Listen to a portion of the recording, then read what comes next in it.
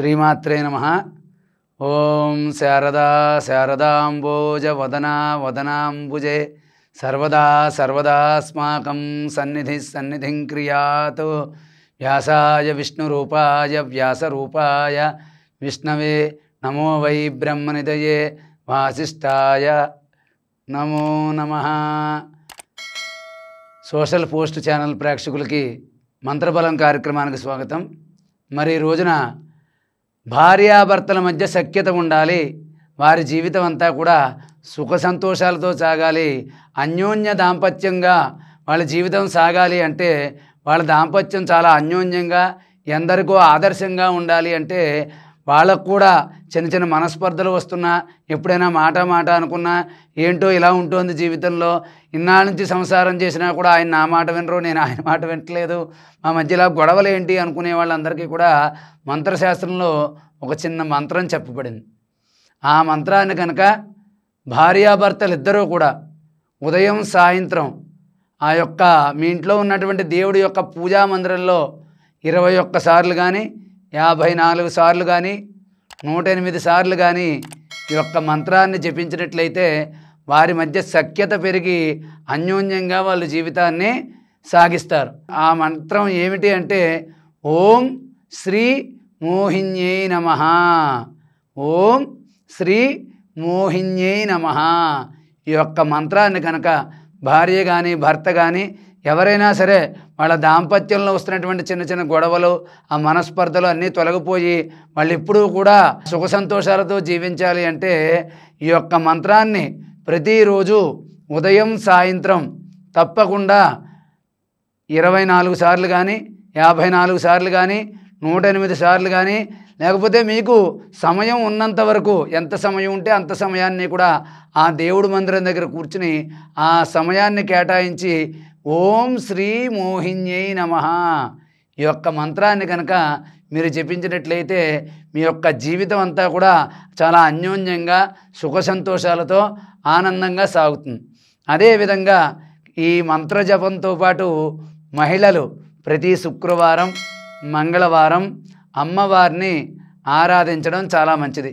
ఆ దుర్గాదేవిని కానీ గౌరీమాతను కానీ లక్ష్మీదేవిని కానీ మీకు ఇష్టమైనటువంటి అమ్మవారి యొక్క దేవాలయానికి వెళ్ళి అమ్మవారికి కుంకుమ పూజ జరిపించుకోవడం, అదేవిధంగా ఇంట్లో పార్వతీ పరమేశ్వరుల ఫోటోకి కానీ సీతారాముల చిత్రపటానికి కానీ రోజు పూజ చేసుకోవడం, ఆ యొక్క దేవతల్ని ఆరాధించడం వల్ల కూడా ఆ సీతారాముల్లాగా ఆది దంపతుల్లాగా ఆ గౌరీ శంకరులాగా మీ యొక్క దాంపత్యం చాలా సుఖ సంతోషాలతో సాగుతుంది.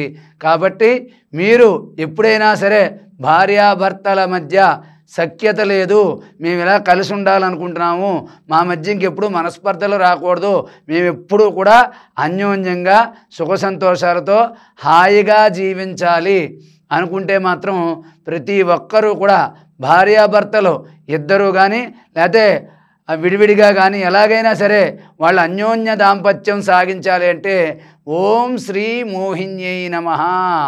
ఓం శ్రీ మోహిన్యై నమః ఈ యొక్క మంత్రాన్ని జపించండి. దానితో పాటు ఎక్కడైనా సరే దేవాలయాల్లో కళ్యాణాలు జరుగుతూ ఉంటాయి.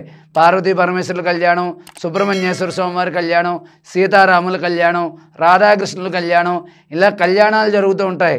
అలా జరిగే చోటకు వెళ్ళి మీరు కూడా కళ్యాణంలో పాల్గొని ఆ కళ్యాణ కార్యక్రమాన్ని నిర్వహించుకున్నట్లయితే మీ యొక్క దాంపత్యం నిండు నూరేళ్ళు కూడా సుఖ సంతోషాలతో భోగభాగ్యాలతో చాలా అన్యోన్యంగా మరొక జంటకి మీరు ఆదర్శంగా ఉండే విధంగా మీ దాంపత్య జీవితం సాగుతుంది. కాబట్టి దంపతులందరూ కూడా ఈ యొక్క మంత్రాన్ని జపిస్తూ మీకు దగ్గరలో ఉన్నటువంటి అమ్మవారి ఆలయాన్ని సందర్శించి అక్కడ మీ గోత్రనామాలతో పూజా కార్యక్రమాలు జరిపించుకుని, అదేవిధంగా మీకు దగ్గరలో ఉన్నటువంటి దేవాలయం దగ్గర ఎక్కడైనా సరే సీతారాముల ఆలయం కానీ రాధాకృష్ణులు కానీ పార్వతీ పరమేశ్వరులు కానీ సుబ్రహ్మణ్యేశ్వర స్వామి కానీ ఏదైనా సరే దేవాలయంలో మీరు కళ్యాణం జరిపించుకున్నా లేకపోతే జరిగే కళ్యాణంలో పాల్గొన్నా కూడా మీ జీవితం అంతా కూడా చాలా సుఖ సంతోషాలతో ఉంటుంది. కాబట్టి అన్యోన్య దాంపత్యం కోసం మీ యొక్క జీవితంలో మనస్పర్ధలు రాకుండా, ఎప్పుడు కూడా గొడవలు రాకుండా, వచ్చినా వెంటనే తగ్గిపోయి మళ్ళీ మీరు ఎప్పట్లాగే చాలా చక్కగా కలిసుండే విధంగా మీ జీవితం సాగాలి అంటే ఈ పరిహారాన్ని పాటించండి, అమ్మవారిని ఆరాధించండి, దేవతా కళ్యాణంలో పాల్గొనండి. ఈ యొక్క పరిహారాన్ని పాటించి మీరందరూ కూడా సుఖ సంతోషాలతో జీవించండి.